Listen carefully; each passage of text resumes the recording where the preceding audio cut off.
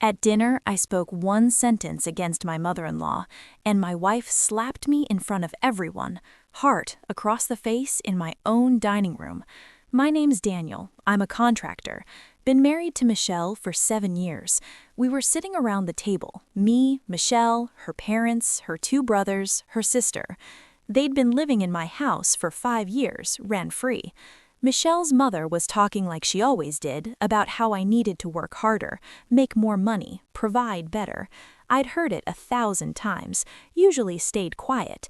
This time, I didn't. Maybe if I wasn't supporting 6 extra people, we'd have more money. The table went silent. Michelle's face turned red. "What did you just say?" I said. The slap came fast, loud enough that her sister gasped. "Don't you dare disrespect my mother." I touched my face, everyone staring. Her dad stood up. "You need to apologize right now." I looked around the table, at the people living in my house, eating my food, using my water and electricity. Not one of them worked. Not one of them contributed anything. No. Michelle stood up. "Excuse me?" I pushed my chair back, stood slowly. "I'm done." Walked upstairs, grabbed a duffel bag, threw in clothes, toiletries, my laptop, came back down, everyone still at the table. I looked at Michelle. "I'll be back tomorrow." Then I walked out the front door and made one phone call that changed everything. Met Michelle 8 years ago at a church barbecue. She was sweet, caring, family-oriented. That last part should have been a warning. We got married a year later, small ceremony, her whole family there. 2 years into the marriage, her dad lost his job. Construction company went under. "Can they stay with us, just until he finds something new?" I said yes. Thought it would be a few months. That was 5 years ago. Her parents moved into the guest room. Her younger brother took the basement. Her sister and other brother crashed in the den we'd converted to a 2nd bedroom. 5 people in my 3-bedroom house. The house I bought before we got married. My name on the deed. My mortgage. Michelle didn't work, said someone needed to be home to help her mother. She had health issues, never specified what kind. So I worked 60-hour weeks, construction jobs, renovations, whatever paid. Came home exhausted to a full house, no privacy, no peace. Her family treated the place like a hotel, ate my food, left messes, complained when things weren't up to their standards. I kept quiet, kept the peace. Michelle always took their side. Their family. We help family, but they never helped me, never contributed, never even said thank you. Now I was sitting in my truck outside a Marriott, phone in my hand. I made the call I should have made years ago. My lawyer, Steve Patterson. "Steve, it's Daniel. I need to file for divorce tonight." Steve met me at his office at 9 p.m. He owed me a favor. I'd renovated his kitchen last year at cost. What happened? I told him everything, the slap, the disrespect, 5 years of freeloading. He listened, took notes. "The house is in your name only?" "Yes. Bought it 2 years before we married." "Any joint accounts?" "One. Checking. Maybe $3,000 in it." "Assets purchased during the marriage?" "Nothing major. Furniture, maybe." You lean back. "Daniel, you've got a clean separation here. House is yours, no kids, minimal shared assets. How fast can we move? I can file tomorrow morning, but here's what I'm concerned about. The family living there, legally, they're tenants now, even without a lease. What does that mean? Means you can't just kick them out. You need to give them notice, 30 days in this state." My jaw tightened. 30 days? Unless they leave voluntarily. They won't. Steve thought for a moment. There might be another way. If the house is in your name only and they're not paying rent and you're filing for divorce, you could shut off utilities, make it uncomfortable. Is that legal? It's your house, your bills. You're not obligated to pay for people who aren't on the deed or lease. I sat back. What about Michelle? She's still your wife until the divorce is final, but if she stays there, she's choosing them over you. That helps our case. How long until this is over? 6 months, maybe less if she doesn't contest. I nodded. Do it. File everything. Steve filed the paperwork the next morning. Divorce petition, property division, everything. Michelle got served at the house at noon. She called me 17 times. I didn't answer. Finally, she texted, "We need to talk. This is insane." I texted back, "Nothing to talk about. You made your choice when you slapped me. Daniel, please come home. We can work this out. That's not my home anymore." I called the utility companies that afternoon. Electric, gas, water, internet. I need to disconnect service at this address, effective immediately. "Sir, is this your primary residence?" It was. "I've moved out. I'm the only account holder." "We can process that. Service will end tomorrow at noon." I made the same call 4 times. Then I called the locksmith. "I need all the locks changed on my house today." "You own the property?" "Yes, and I'm the only one on the deed." He met me there at 4 p.m. Michelle's car was gone. So was her dad's truck. The locksmith worked fast. Front door, back door, garage, side gate, new locks, new keys. I kept one set, put the other in my truck. When he finished, I walked through the house one last time, looked at the mess.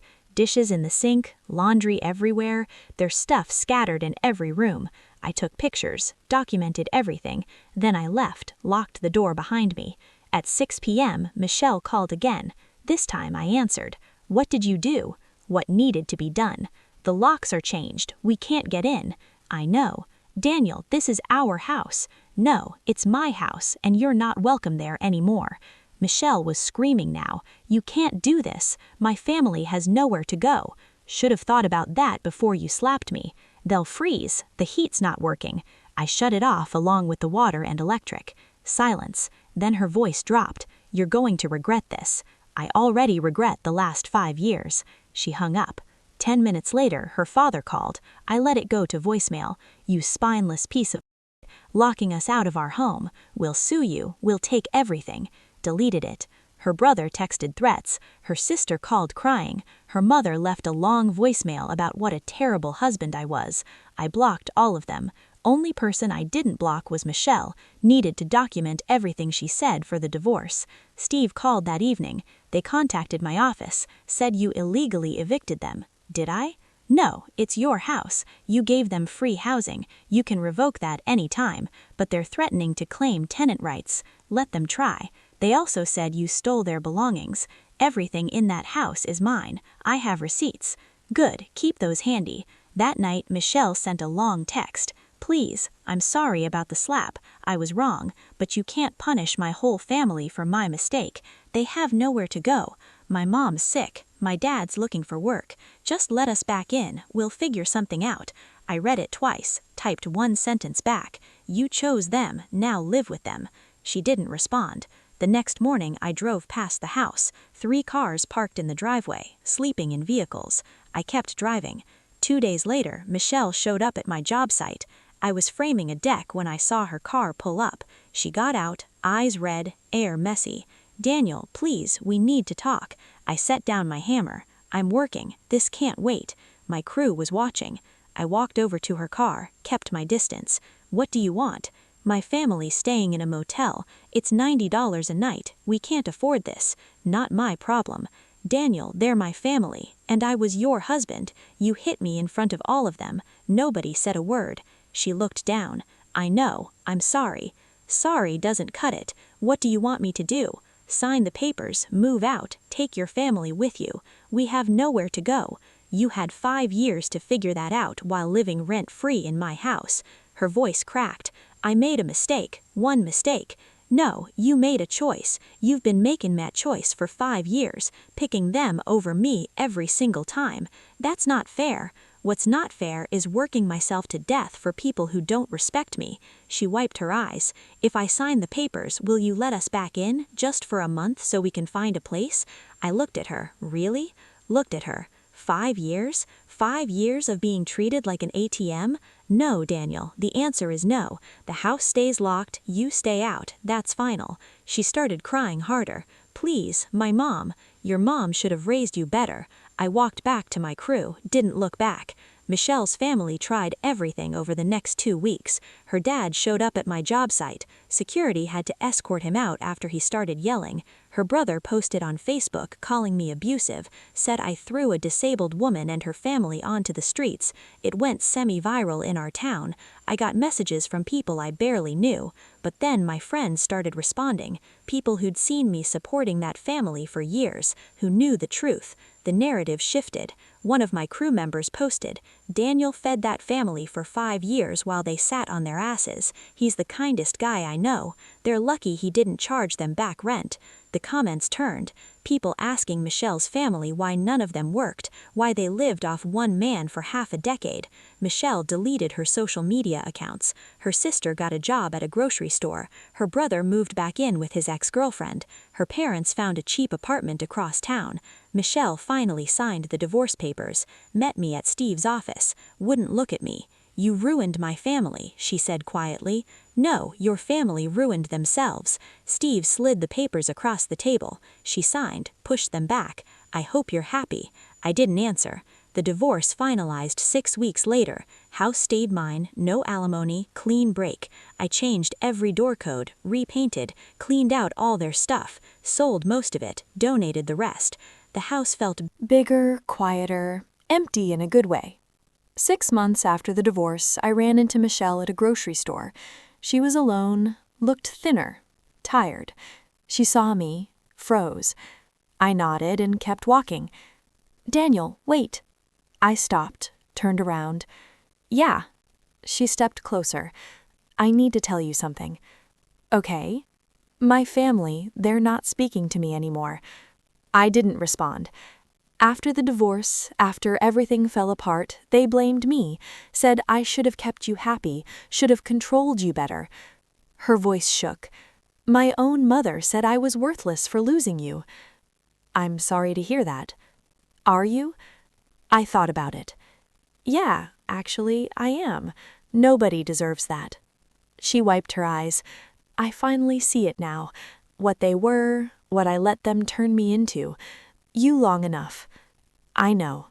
She looked at me. "For what it's worth, you were right about all of it. I chose them over you every time, and I'm sorry." I nodded. "Appreciate you saying that. Does it change anything?" "No." She smiled sadly. "Didn't think so." I started to walk away. "Daniel?" I turned back. "Are you happy now?" I thought about my quiet house, my peaceful mornings, nobody demanding anything from me. "Yeah, I am." "Good. You deserve it." I watched her walk to her car. Part of me felt bad for her, but most of me just felt free. I went home that night, sat on my porch, drank a beer in silence. My house, my peace, my life. Nobody to answer to but myself, and for the first time in 7 years, that felt exactly right.